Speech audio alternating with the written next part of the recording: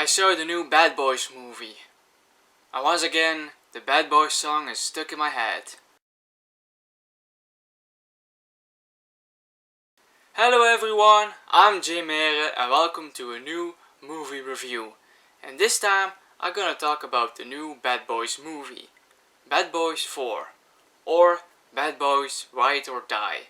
And it is the fourth movie in the Bad Boys franchise that started way back in 1995, and it's still going.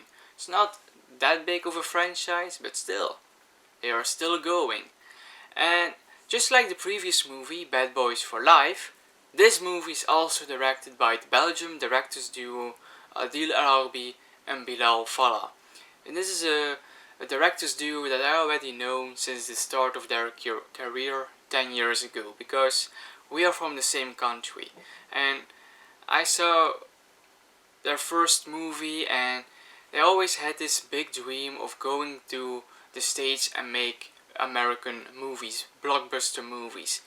And it looks like they are doing it. They are doing well with the second Bad Boys movie they directed. So I want to congratulate these guys with making their dream, and they made actually a very good Bad Boys movie. It's not as good as the third movie. I still like that movie a little bit more, but still, it's a very nice popcorn entertainment movie. And Bad Boys Ride or Die stars Will Smith and Martin Lawrence, obviously, but also Jacob Scipio is back, Vanessa Hudgens, Alexander Ludwig, and Eric Dane is this movie's villain. And what is the movie about? So, Will Smith and Martin Lawrence still play Mike and Marcus, two buddy cops in Miami. They are still cops, they are still detectives, and in this movie, some villain organization associated with a cartel wants to frame their late captain. The captain that sadly died in the previous movie, and now they want to frame him. They want to frame him as a dirty cop, and while doing so, they also want to frame Mike and Marcus. So they become fugitives, and they want to clean the name of their captain. That's the movie. And like I said, I really had a good time with this movie. It's not the best Bad Boys movie. As a matter of fact, I would actually say that this is the weakest of the Bad Boys movies. But still, I like it, it's good enough.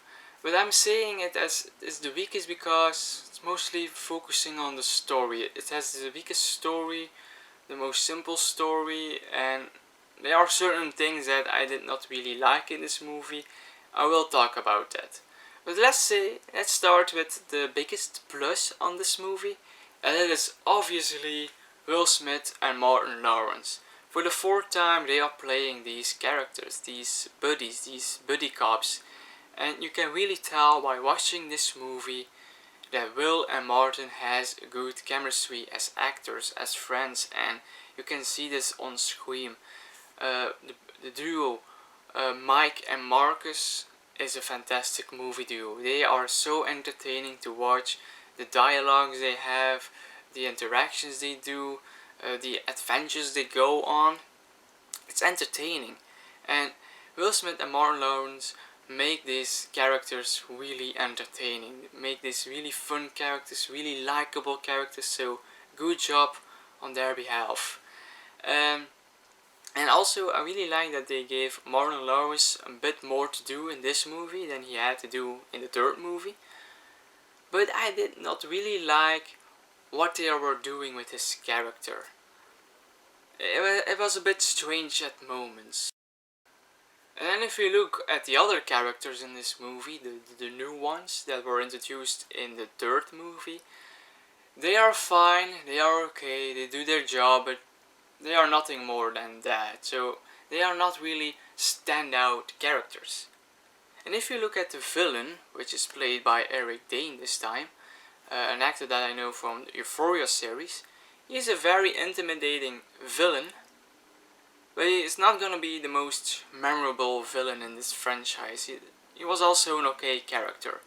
So basically the best characters in this movie were Mike and Marcus, the others were just okay. And if we're gonna talk about the directors a bit more, their style, like I said, I know these directors do from the start of their career. I've seen them evolve. It was very interesting, and they do have kind of a flashy style, and that works in their action scenes. Like here in Belgium, they also did a movie called Bad Patser, translated into Gangsta. Their really flashy style really worked well in this movie, and I would also say it worked in Bad Boys for Life. It does not really work that well in Bad Boys Ride or Die. In the action scenes, okay, sometimes a bit too much, like we see scenes where the gun is going from the one character to the other and the camera follows the gun. There are certain moments in this movie where the camera is taking the perspective of an object. I think that's a bit odd. Also, the dialogue scenes, their style does not really work well in those kind of scenes because there are too many angles, too many shots, and it's a bit all over the place in the dialogue scenes. But in the action scenes, it still works well, I would say. But all in all, I think they really did well directing this movie. They really make a very action-packed movie, a very funny movie. Maybe sometimes a bit too much comedy. This movie really relies on comedy, and sometimes it's a bit too much. The comedy does not always work, but when it works, it's perfect. Like that opening scene, really like that opening scene between Mike and Marcus. That was a very funny scene. Another really cool scene in this movie is a scene with Reggie. Reggie is a character we know from Bad Boys 2. Mike and Marcus always made fun of Reggie. And now there's this scene with Reggie that he's not really portrayed as a dork anymore in this movie, and I really like that. But the best part of this movie was easily the third act. Really love the action in the third act, really love the setting in the third act, and they do something with an animal in the third act. And I'm not gonna say what exactly, but I really like it. I love it actually. So the third act was amazing. Everything before the third act did not always work that well. So as a popcorn entertainment, a movie that you just want to be entertained with, not much to think about, it works.